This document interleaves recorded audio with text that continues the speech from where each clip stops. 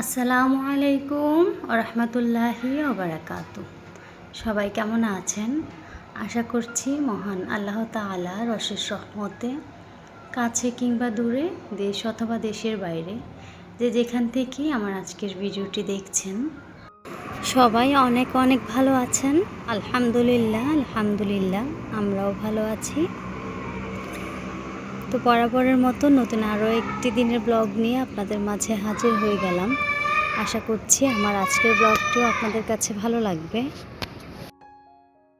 তো ভিডিও শুরুতেই আগে সবার কাছে আমি ক্ষমা প্রার্থী, কেননা বাহিরে অনেক বেশি নয়েজ হয়তো বা শোনা যাচ্ছে। সেটা যদি আমার কথার কোনো সমস্যা করে থাকে, তো আশা করছি সবাই সেটা ক্ষমা সুন্দর দৃষ্টিতে দেখবেন। তো সকালে ঘুম থেকে উঠেই আগে যেটা সর্বপ্রথম আর কি নাস্তা রেডি করা। তো আগে হচ্ছে আমি আটার ডোটাকে রেডি করে নিচ্ছি। আর আটার রুটির সাথে আজকে হচ্ছে মুগ ডাল রান্না করব। সকালবেলা তো খুব তাড়াতাড়ি উঠে বেশ ভালোভাবে হচ্ছে কি নাস্তাটা রেডি করতে গিয়েছিলাম, কিন্তু রেডি করার পরে মনটা একদমই খারাপ হয়ে গিয়েছে। তো এত কষ্ট করে হচ্ছে নাস্তা রেডি করার পরও পরিবারের সবাই যখন খেতে পারে না, তখন তো কষ্ট একটু লাগবেই।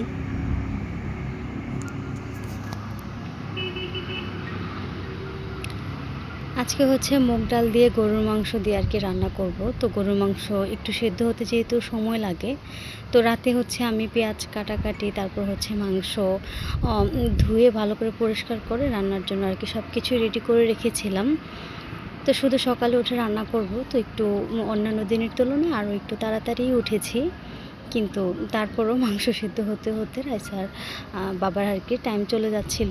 তো উনি নর্মালি ডিম দিয়ে নাস্তা খেয়ে চলে গিয়েছেন। তো তখন খুব বেশি খারাপ লাগছিল। তো উনি না খাওয়াতে পরে দেখা গিয়েছে কি ঘরে আর কেউ হচ্ছে আর খাবার খায়নি, মানে খাবার খেয়েছে এটা দিয়ে আর কি নাস্তা করেনি। তো এরকম মাঝে মধ্যে হয়, দেখা গিয়েছে যে রাইসার বাবা যদি কোনো জিনিস খেতে না পারে, তখন পরিবারের আর কেউই হচ্ছে সেটা খায় না। তো আমি তো কষ্ট করে রান্না এখানে করে নিচ্ছি। আর এই মাংসগুলোকে কিন্তু আমি গতকাল রাতেই বের করে আর কি ছোট করে পিস করে ধুয়ে তারপর কিন্তু রেখেছি, সেটাই এখন হচ্ছে দিয়ে দিলাম। তো কেউ আবার ভাববেন না যেন যে আমি না ধুয়ে হচ্ছে মাংসগুলোকে দিয়ে দিয়েছি। তো এই তো মাংসটা এখানে মানে তরকারিটা হয়ে যাচ্ছে, আর সেই সাথে হচ্ছে আমি এখানে রুটিগুলোকেও ছেঁকে নিচ্ছি।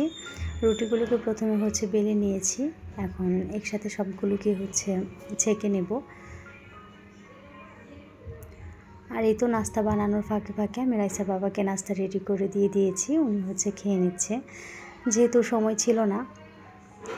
আর পরবর্তীতে আমরাও সবাই নাস্তা করে নিয়েছি, এখন হচ্ছে রাইসাকে নিয়ে ওর স্কুলে যাচ্ছি।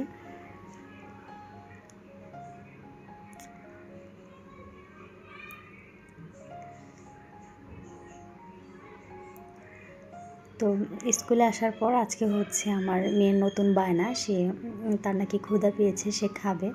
তো এই তো এখানে ক্লাসও যেহেতু শুরু হতে কিছুক্ষণ বাকি আছে, তো সে বাইরে আর কি দাঁড়িয়ে দাঁড়িয়ে আমি দোকান থেকে কিছু কিনে দিয়েছিলাম, তো সেটাই খাচ্ছিল। তো এরকম কিন্তু সে নর্মালি করে না, তো আজকেই আর কি তার নতুন বায়না। তো মেয়েকে ক্লাসে দিয়ে এসে দেখলাম যে আকাশটা এত পরিমাণে সুন্দর লাগছিল, মাশাআল্লাহ মাশাআল্লাহ, যে আল্লাহ তাআলার সৃষ্টি আসলে কতটা সুন্দর, মাঝে মধ্যে প্রকৃতি না দেখলে কিন্তু সেটা বোঝা যায় না।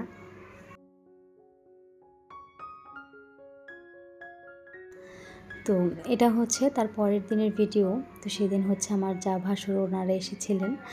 তো আমার ভাসুরের ছেলেটা যখনই আসবে আর কি, সে সবসময় তার একটা বায়না থাকে যে মামুনের হাতের রোস্ট খাবে।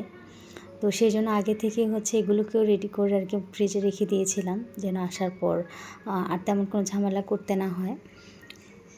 তো এখন ফ্রিজে হচ্ছে মাংসটাকে ভিজিয়ে রেখেছি। তো ছুটির দিন ছিল, যেহেতু শুক্রবার ছিল, তো রাইসার বাবা বলছিল চলো একটু বাহিরে, আমাদের পেয়ারা গাছে ছোট ছোট আর কি পেয়ারা এসেছে, তো ওগুলো আর কি দেখতে নিয়ে গিয়েছে। নিজের গাছের জিনিস তো দেখতে কিন্তু ভালোই লাগে। তো এই তো এখন হচ্ছে মাংস ভিজে গিয়েছে, আর আমি রান্নাটাও বসিয়ে দিচ্ছি। গতকাল রাতেই হচ্ছে আমি গরুর মাংস রান্না করে রেখেছিলাম, আর এখন হচ্ছে আমি রোস্ট আর পোলাওটা শুধু রান্না করে নিব।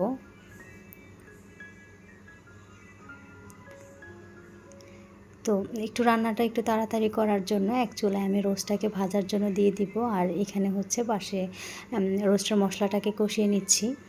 তো পেঁয়াজ আর হচ্ছে বাদাম বাটা সব কিছু একসাথে আমি আগে রেডি করে নিয়েছি, যেন রান্নার সময় আর কোনো ঝামেলা না হয়।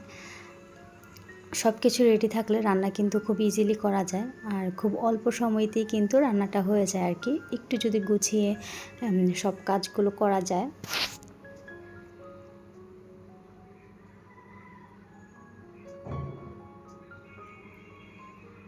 তো মশলাটাও তো এখানে আমি কষিয়ে নিচ্ছি, সেই সাথে পাশের চুলায় আমি একটু হচ্ছে মুরগির পিসগুলোকে দিয়ে দিচ্ছি। এগুলোকে আমি হালকা একটু জর্দার রং আর লবণ আর হচ্ছে আদা বাটা রসুন বাটা দিয়ে মাখিয়ে কিছুক্ষণ রেখে দিয়েছিলাম।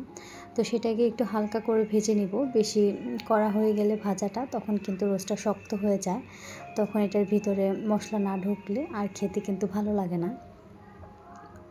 তো পেঁয়াজটাকে আমি একটু ভেজে নিয়ে এখন হচ্ছে এটার মধ্যে বাদাম বাটা আর লবণ দিয়ে আরও কিছুক্ষণ কষিয়ে নিচ্ছি।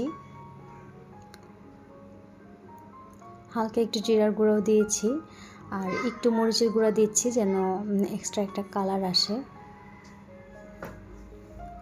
আর আমি যেহেতু আজকে এটাকে রোস্টের মশলা দিয়ে রান্না করব, তো আর কি এক্সট্রা আর কোনো মশলা এখানে অ্যাড করিনি। আমি প্যাকেটের যে মশলাগুলো পাওয়া যায় সেটা দিয়ে রান্না করব।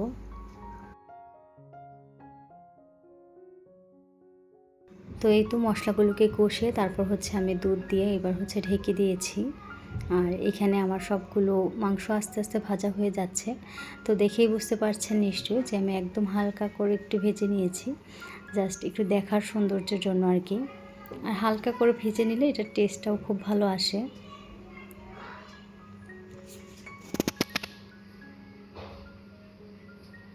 তো আমি যখনই হচ্ছে রোস্ট রান্না করি আমি চেষ্টা করি পুরো রান্নাটা আর কি দুধ দিয়ে করার জন্য। তো সবসময় এইভাবেই করি। তো সেই জন্যে আর কি আমার ভাসুরের ছেলেটা যখন আসবে বলবে যে মামুনির হাতের রোস্ট খাবে সে। তো ওকেও হচ্ছে আমি আমার নিজের সন্তানের মতো করেই দেখি। তো ও যদি কোনো কিছু খাওয়ার বায়না করে আমার সেটা করে খাওয়াতে কিন্তু ভালোই লাগে। তো সেই জন্য আমিও চেষ্টা করি প্রত্যেকবারই আসার পরে আমি আর কিছু করি আর না করি রোস্টটাকে রান্না করার জন্য, কারণ চিকেন তো এমনিতেই সব বাচ্চাদের পছন্দ। তো রোস্ট হলে তো আরও বেশি বাচ্চারা খুব মজা করে খায়, আমি আমার মেয়েকেও দেখি। তো দুই ভাই বোনের জন্যই হচ্ছে আমি সবসময় এটা রাখার চেষ্টা করি। তো এবার ঈদে তো আসার কথা ছিল, কিন্তু পরবর্তীতে আর কি আর আসেনি। এবার কোরবানিতে তো ওনারা ছিল না, তো তখন যেহেতু আসেনি তখন তার খাওয়াতে পারেনি। তো এবার আর কি রান্না করে দিলাম। তো রোস্ট প্রায় মোটামুটি হচ্ছে হয়ে এসেছে। এখন আমি কারেন্টের চুলায় হচ্ছে পোলাওটাকে বসিয়ে দিয়েছি। তো আজকের রান্নাটা আমার কাছে মনে হলো খুব দ্রুতই আমি শেষ করে ফেলেছি একদম আর কি। সব চুলায় আগে সব কিছু যেহেতু গুছিয়ে নিয়েছি, তো তো তারপর হচ্ছে 3 চুলায় একসাথে রান্না বসিয়ে দিয়েছি, বেশি একটা সময়ও লাগেনি। তো খুব তাড়াতাড়ি হচ্ছে রান্না শেষ হয়ে গিয়েছিল। আর যেহেতু ছুটির দিনে কিন্তু একটু তাড়াতাড়ি খাবার খেতে চায়। আর রাইসার বাবা আর কি সবসময় বলে যে আজকে একটু তাড়াতাড়ি খাবার দিয়ে দিও। তো ওরকমটাই হয়েছে। আর আলহামদুলিল্লাহ আমি আর কি যখন পোলাও রান্না করি তখন দেখা গিয়েছে সবাই এত বেশি পছন্দ করে। এটা আসলে শুধু আমার মুখের কথাই না, যেমন আজকেও কিন্তু আমি বেশ অনেকটা পরিমাণে পোলাও রান্না করেছি, এবং আমি ভেবেছিলাম যে হয়তো বা পোলাওটা 2 বেলা পর্যন্ত যাবে আর কি, কিন্তু মাশাআল্লাহ সবাই এত মজা করে খেয়েছে যে আমার পোলাও এক বেলাতেই শেষ।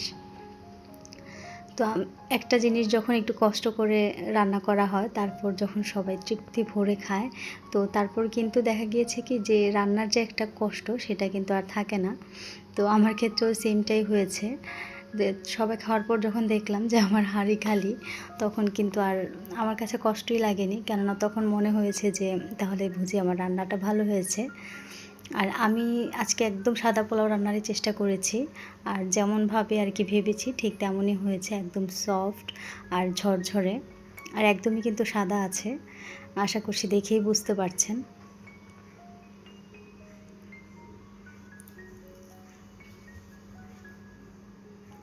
তো যারা এখনও পর্যন্ত আমার ভিডিওটি দেখছেন, আশা করছি আমার ভিডিওটি আপনাদের কাছে অনেক অনেক ভালো লেগেছে। তো যদি আমার ভিডিওটি আপনাদের কাছে ভালো লেগেই থাকে তাহলে ছোট্ট একটা রিকোয়েস্ট থাকবে, প্লিজ আমার ভিডিওতে একটা লাইক দিয়ে আমার চ্যানেলটিকে সাবস্ক্রাইব করে অল বাটনটি ক্লিক করে রাখবেন। আর যদি আমার ফেসবুক পেজ থেকে দেখে থাকেন তাহলে আমার পেজটাকে ফলো করার অনুরোধ রইল। আর অবশ্যই আপনাদের মূল্যবান মতামত আমাকে কমেন্টের মাধ্যমে জানাতে ভুলবেন না। আপনাদের কমেন্ট আমাকে সব সময় উৎসাহিত করে। তো এই তো এখানে হচ্ছে আমার রোস্ট রান্নাও শেষ। তো দুপুরে খাওয়া দাওয়া শেষ করে বিকেলের দিকে হচ্ছে আমরা একটু বের হয়েছিলাম রাইসাকে আর হচ্ছে সাজিদকে নিয়ে। তো ওরা ভাই বোন এখানে হাঁটছিল আর আমি মজা করে হচ্ছে সাজিদকে বলছিলাম যে নো গার্লস হচ্ছে টি শার্ট পরে আছো আর গার্লসের হাত ধরেই হচ্ছে হাঁটছো। তো এইভাবে করে আর কি ওর সাথে মজা করছিলাম। তো ওর সাথে আমার সম্পর্কটা আসলে খুব মজারই।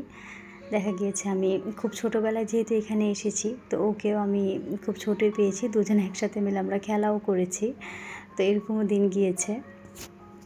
তো এখন হয়তো বা দূরেই চলে গিয়েছে, আগে কিন্তু আমরা একসাথে যখন থাকতাম খুব মজা করতাম। তো আমি ওকে আমার সন্তানের মতোই পুরো ভালোবাসি। তো যাই হোক, বকবক করতে করতে ভিডিওর একদম শেষ পর্যায়ে চলে এসেছি। আজকে সবার কাছ থেকে এখানেই বিদায় নিয়ে নিচ্ছি। দেখা হবে পরবর্তী কোনো নতুন ভিডিওতে। ততক্ষণ পর্যন্ত সবাই অনেক অনেক বেশি ভালো থাকবেন আর আমাদের জন্য দোয়া করবেন। আল্লাহ হাফেজ। আসসালামু আলাইকুম।